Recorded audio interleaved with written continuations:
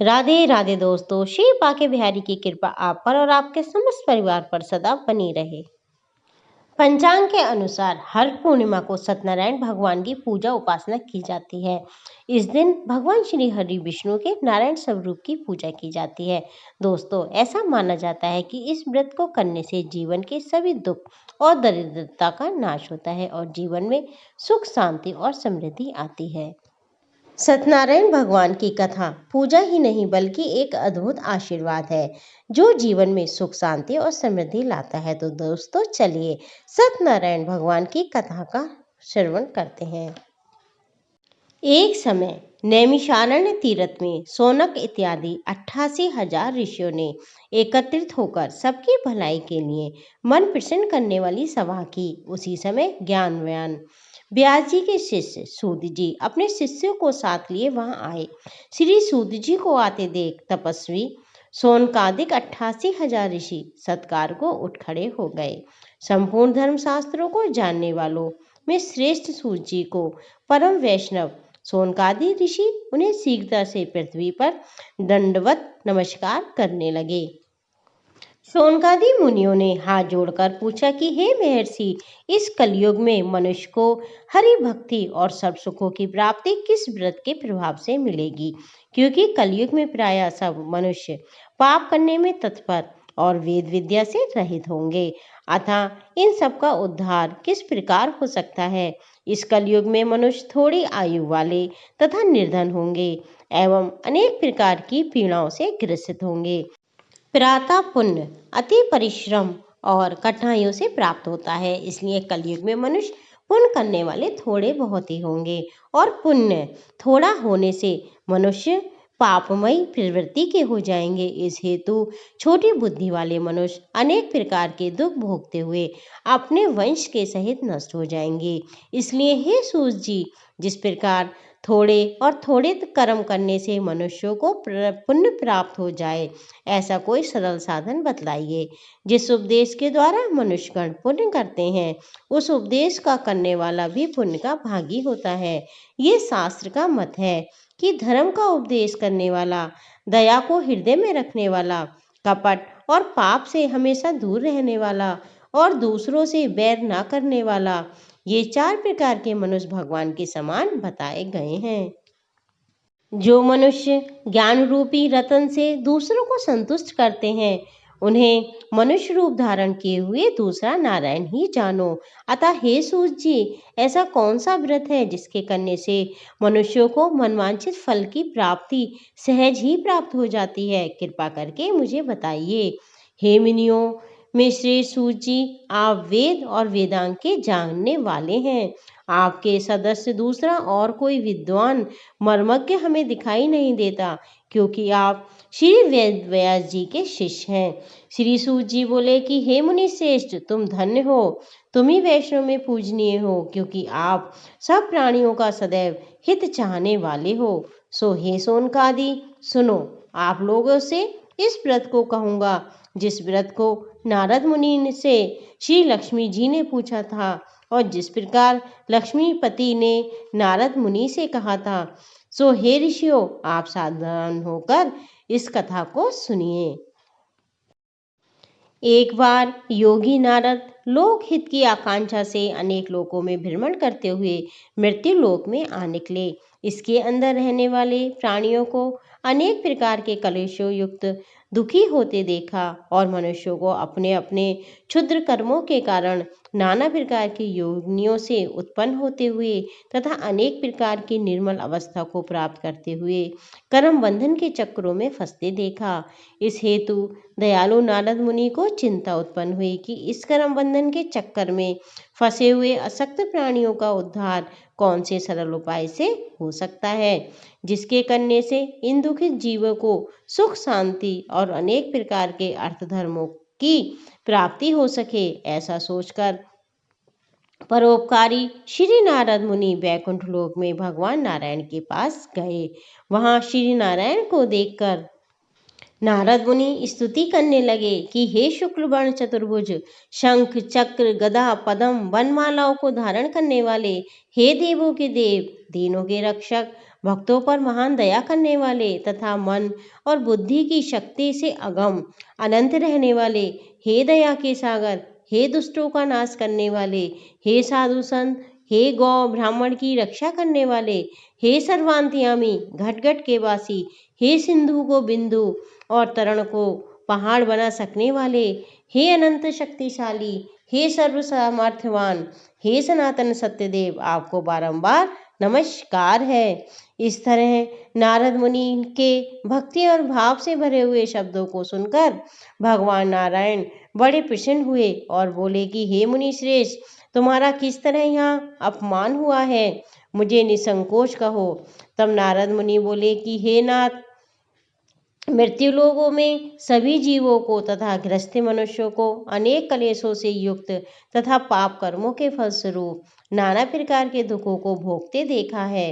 हे नाथ, वह सभी प्रकार के दुख कौन से साधन और उपाय से दूर हो सकते हैं, सो कहिए। क्योंकि हे प्रभु, इस कलयुग में प्रायः सभी मनुष्य अशक्त, अधर्मी, आलसी और अल्पवायु वाले होते हैं। इस हेतु हे दीन बंधु, इसका निराकरण बड़े ही सरल रूप से कर दीजिए, जिससे सहज ही में जीवों का उद्धार और संकट दूर हो सके।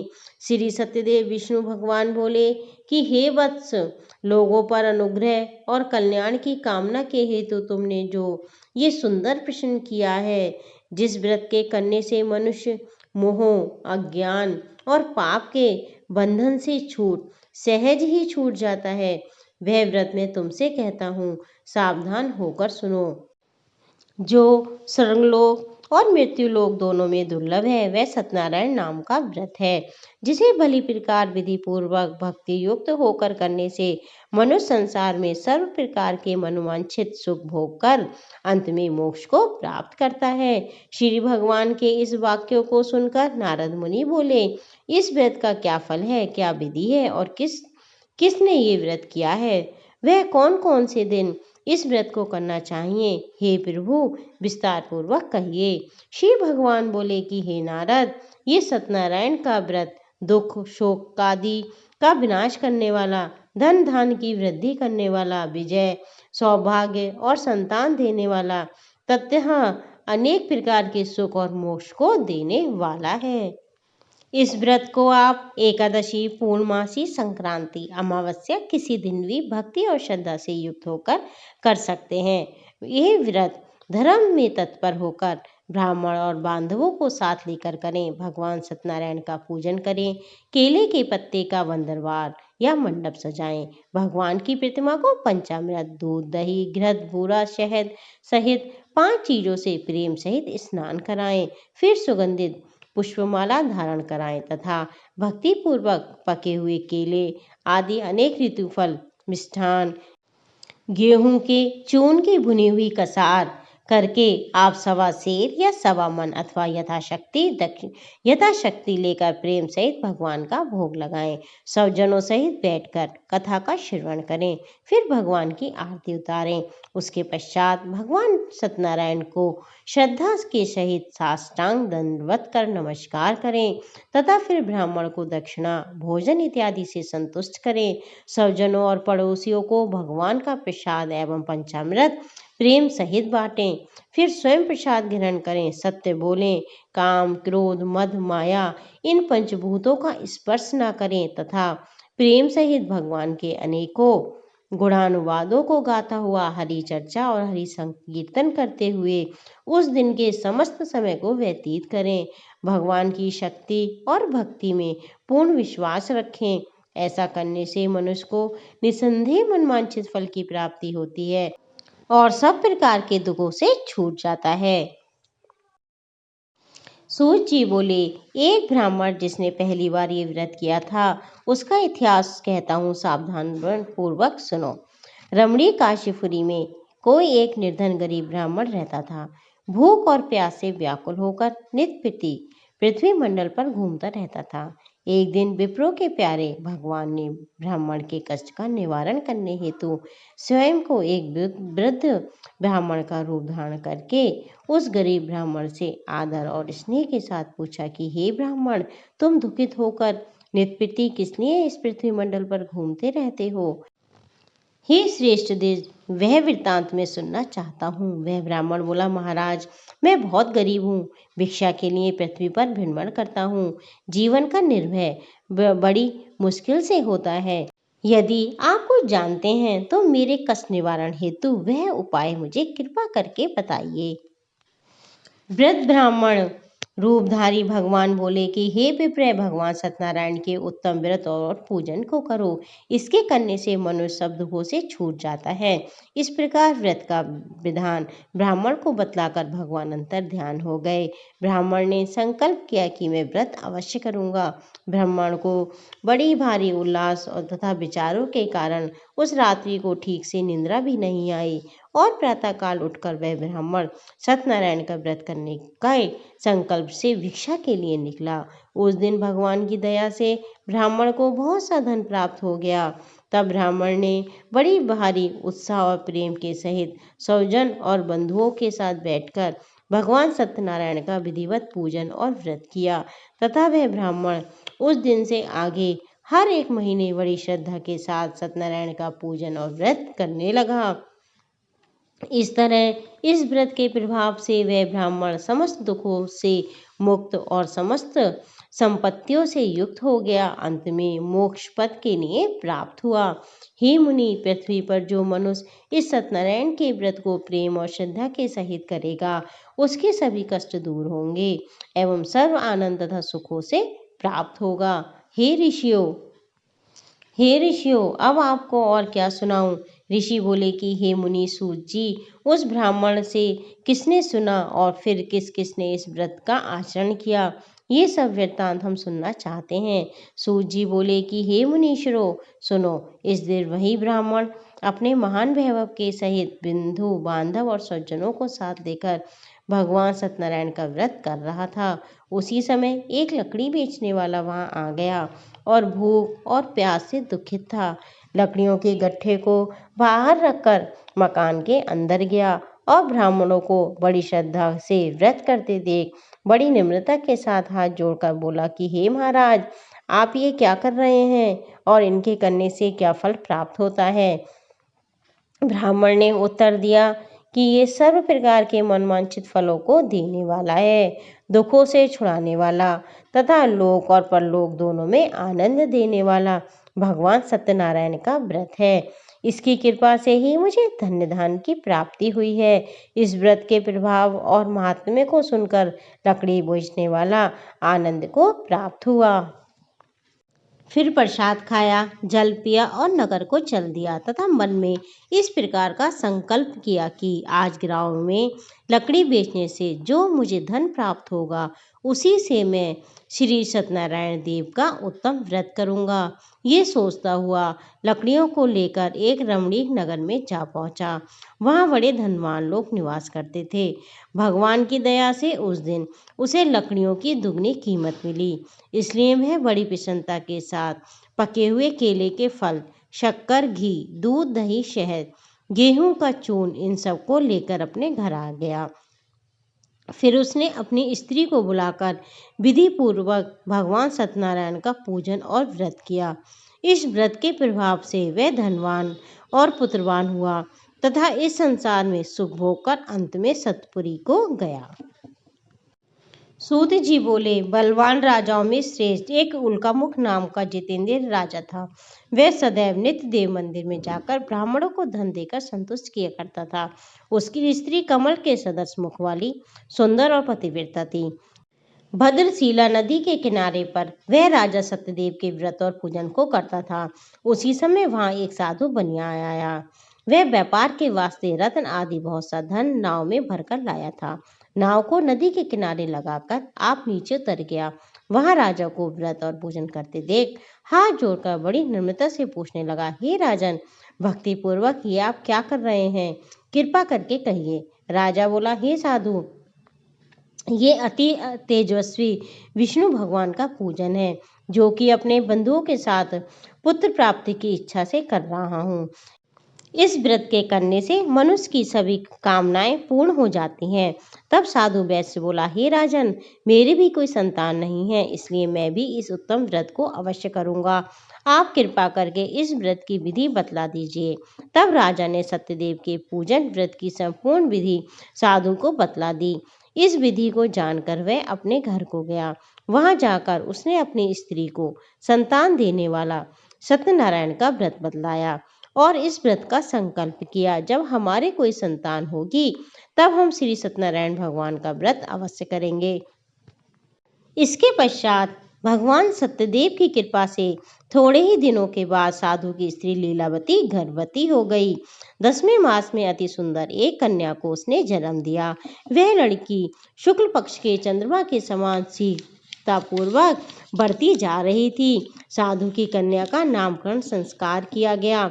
भगवान की कला से उत्पन्न होने के कारण उसका नाम कलावती रखा। उस समय लीलावती अपने पति से हाथ जोड़कर मीठे वचनों में बोली कि हे स्वामी, आपने जो व्रत का संकल्प लिया था उसे पूरा कर लीजिए। साधु बोला, हे प्रिय, इस व्रत को मैं इसके विवाह के समय अवश्य करूंगा। इस प्रकार अपनी स्त्री को समझा दिया। उधर कलावती पिता के घर में नित्य बड़ी होने लगी। एक दिन साधु बनिए ने सखियों के साथ खेलती हुई अपनी लड़की को देख विवाह के योग जानकर दूत को बुलाकर कहा कि कन्या के लिए कोई सुंदर और सुयोग वर देखकर लाओ। साधु की आज्ञा पाकर दूत कांचन नगर पहुंचा। वहां बड़ी खोज करके एक सुंदर सुयोग वणिक पुत्र को ले आया। उस लड़के को देखकर साधु ने अपने भाई बंधुओं सहित प्रसन्नचित्त कन्या का विवाह उसके साथ कर दिया। किंतु दुर्भाग्यवश वह विवाह के समय भी इस सत्यनारायण के व्रत को भूल गया। तब श्री सत्यनारायण भगवान क्रोधित हो गए और शाप दे दिया कि तुम्हें दारुण दुख और कठिन और महान दुख प्राप्त होगा। इसके पश्चात व्यापार कुशल साधु बनिया अपने जमाता को साथ में लेकर वाणिज्य करने के लिए समुद्र के समीप रमणीक रतन सागर नगर में पहुंचा और वहां से फिर दोनों ससुर जमाई चंद्रकेतु राजा के नगर में पहुंचे और व्यापार करने लगे। एक दिन भगवान सत्यनारायण की माया से प्रेरित होकर कोई चोर राजा का धन चुराकर जल्दी में कहीं जा रहा था, किंतु पीछे से राजा के दूतों को आते देखकर चोर ने जल्दी से हड़बड़ाकर भागते भागते माल को वहीं चुपचाप रख दिया जहां वह दोनों ससुर जमाई ठहरे हुए थे और स्वयं किसी गुप्त स्थान में झट से छिप गया।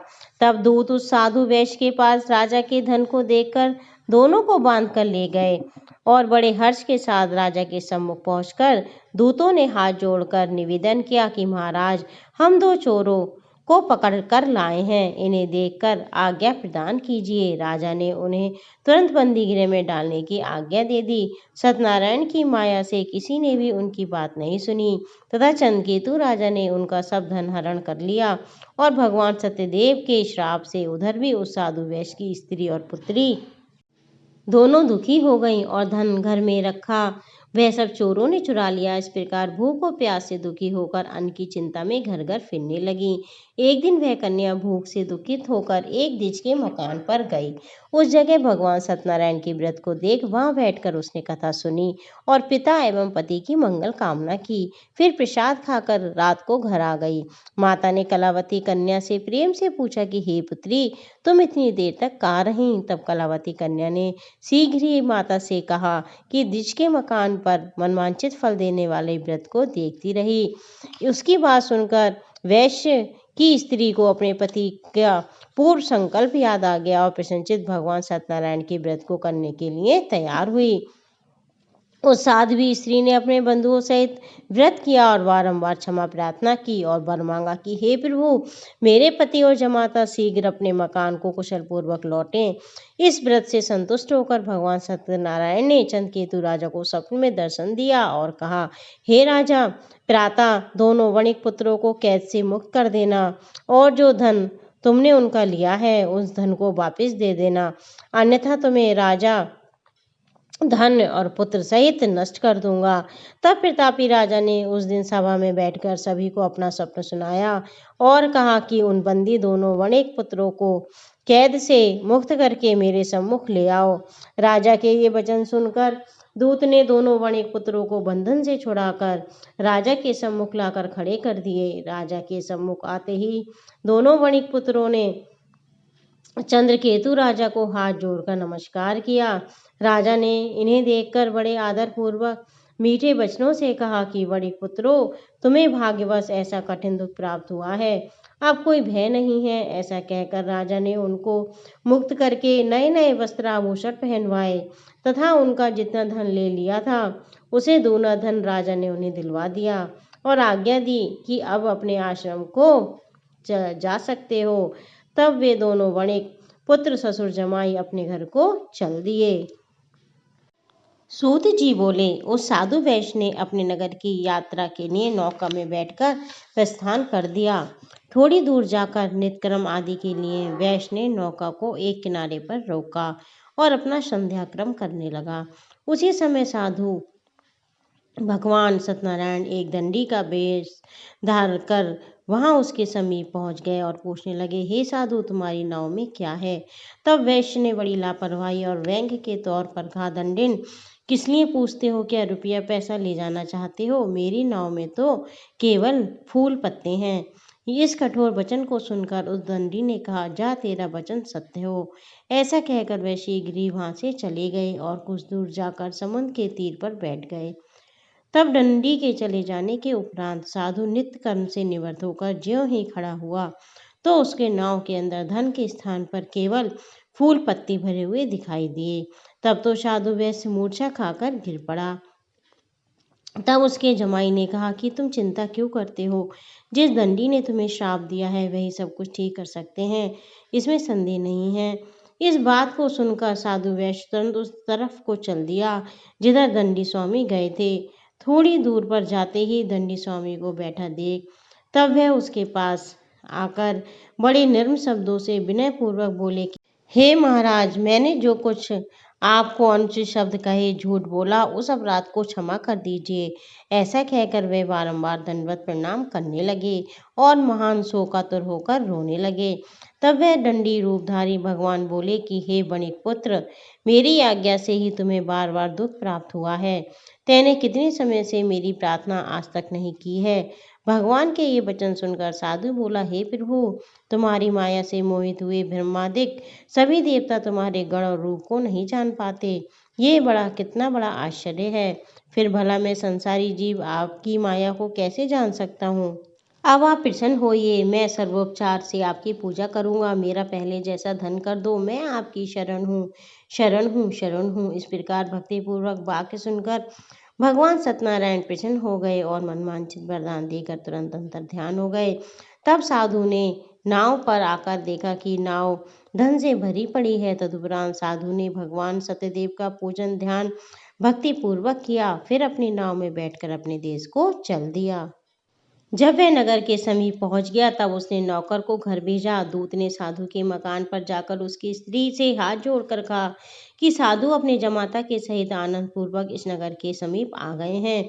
दूत के मुंह से ये बात सुनकर सती को बड़े हर्ष के साथ सत्यनारायण की पूजा करके पुत्री से कहा कि मैं अपने पति के दर्शन करने के लिए जाती हूँ, तू भी कार्य पूर्ण करके जल्दी आ जाना। माता के वचन सुनकर कलावती कन्या प्रसाद को छोड़कर पति के पास गई। इस हेतु प्रसाद की अवज्ञा के कारण भगवान सत्यदेव ने रुष्ट होकर उसके भ्राता को नाव सहित जल में अंतर्ध्यान कर दिया। वह कलावती कन्या अपने पति को न देखकर वहां शोक से रोती हुई पृथ्वी पर गिर पड़ी। इस प्रकार डूबी हुई नाव और पति वियोग से दुखी हुई कन्या को देखकर डर के मारे साधु मन में घबराने लगा। लीलावती भी अपनी पुत्री को देखकर व्याकुल हो गई। अब अपने पति से बोली कि नाव के साथ जमाता किधर गया? ना मालूम किस देवता की अवज्ञा का ये फल प्राप्त हुआ है। फिर कलावती कन्या ने अपने पति की खड़ाइयों को लेकर मरने का निश्चय कर लिया। तब ऐसी जटिल दुखदायी परिस्थिति में साधु वैश्य दुखी तथा विहल होकर भगवान सत्यदेव की बारंबार प्रार्थना करने लगा और पृथ्वी पर मस्तक रख हाथ जोड़कर कहने लगा, प्रभु, मुझ में और मेरे परिवार से जो कुछ भूल हुई हो उसे क्षमा कर दीजिए। इस प्रकार भक्तिपूर्वक वाक्यों को सुनकर भगवान सत्यदेव प्रसन्न हो गए और आकाशवाणी के द्वारा आज्ञा दी कि हे साधु, तेरी पुत्री मेरे प्रसाद को छोड़कर चली आई है, इसलिए इसका पति अदृश्य हो गया है। अगर ये घर जाकर प्रसाद खाकर लौटेगी तो इसे इसका पति अवश्य मिलेगा। कन्या ने इस आकाशवाणी को सुन झटपट घर जाकर प्रसाद खाया। फिर उसने वापस आकर अपने पति के दर्शन किए। तब वैश्य परिवार के सभी लोग प्रसन्न हो गए। फिर साधु ने बंधुओं सहित भगवान सत्यदेव का पूजन विधि पूर्वक किया तथा ब्राह्मणों को दक्षिणा देकर संतुष्ट किया। उस दिन से साधु हर पूर्णिमा व संक्रांति के दिन सत्यनारायण का पूजन व व्रत करने लगा। फिर जीवन भर इस संसार में सुख भोग कर अंत में सतपुरी वैकुंठ को गया। सूत जी बोले, हे मुनीश्वरों सुनो, मैं और भी कथा सुनाता हूँ। प्रजा पालन में संगल रहने वाला एक तुंगध्वज नाम का राजा था। एक समय वह वन में जाकर अनेक प्रकार के पशुओं को मारकर विश्राम के लिए एक बड़ वृक्ष के नीचे पहुंचा। वहां उसने देखा कि एक गाय चराने वाले ग्वाले भक्ति पूर्वक अपने बंधुओं के सहित संतुष्ट चित्त से भगवान सत्यनारायण का पूजन और व्रत कर रहे हैं। राजा गर्व के कारण उनके पास नहीं गया और भगवान को प्रणाम भी नहीं किया। तब ग्वालवाल अपने राजा को आया देख भगवान का प्रसाद ले राजा को देने गए। राजा ने अहंकार के कारण ग्वालों को तुच्छ और गरीब जानकर प्रसाद नहीं लिया और प्रसाद की अवज्ञा करके अपने घर को चला गया। वहां राजा जब जाकर देखता है तो उसके 100 पुत्र मरे पड़े हैं। संपूर्ण धन और वैभव नष्ट हो चुका है। ये देखकर राजा बड़ा दुखी विचारने लगा कि मैंने सत्यदेव के प्रसाद की जो अवज्ञा की है उसी के कारण मेरा ये महान अनिष्ट हुआ है। ऐसा सोच राजा तुरंत उसी वन में पहुंचा जहाँ ग्वाले पूजन कर रहे थे। वहां जाकर राजा ने ग्वालों के साथ बैठकर सत्यदेव का पूजन बड़ी श्रद्धा और भक्ति के साथ किया। फिर ब्राह्मणों को दक्षिणा देकर प्रसाद खाया और घर लौटा। तब भगवान की दया से उसके सभी पुत्र जीवित हो गए और समस्त धन ज्यों का त्यों पूर्ण हो गया। फिर वह हमेशा भगवान का पूजन करने लगा। इस प्रकार वह राजा इस लोक में सुख भोग कर अंत में सत्यपुरी वैकुंठ को गया। सूत जी बोले, जो कोई इस परम दुर्लभ सत्यदेव के व्रत को करेगा, सत्यदेव की कृपा से उसे धन्य धान की प्राप्ति होगी, दरिद्री को धन उपलब्ध होगा और शत्रुओं से मुक्त होगा, सभी प्रकार से निर्भय होगा, संतानहीन को संतान प्राप्त होगी, संपूर्ण मनोरथों की पूर्ति होगी और इस लोक में सब प्रकार के सुख भोग कर अंत में भगवान की सतपुरी वैकुंठ धाम को जाएगा। हे मुनियों, जिन्होंने पहले सत्यनारायण का व्रत किया था उनकी दूसरे जन्म की भी कथा कहता हूँ। बहुत बुद्धि वाला वह शतानंद सुदामा नाम का ब्राह्मण बना और भगवान श्री कृष्ण की भक्ति और मित्रता करके मोक्ष को प्राप्त हुआ। लकड़ियाँ उठाने वाला भीलों का राजा गुह बना। उसने श्री राम सेवक होकर भक्ति के बल से मोक्ष को प्राप्त किया। उल्कापुक नाम का राजा नृपति दशरथ हुए, जो श्री राम को पुत्र के रूप में प्राप्त करके वैकुंठ को गए। धार्मिक सत्यवक्ता साधु वैश्य मोरध्वज हुआ, जो अपने पुत्र के शरीर को आरे से काट कर मोक्ष को प्राप्त हुआ। महाराज तुंगध्वज स्वयंभू मनु हुआ, जो कि भगवान का उपदेश मांगकर वैकुंठ को गया। बोलो सत्यदेव भगवान की जय।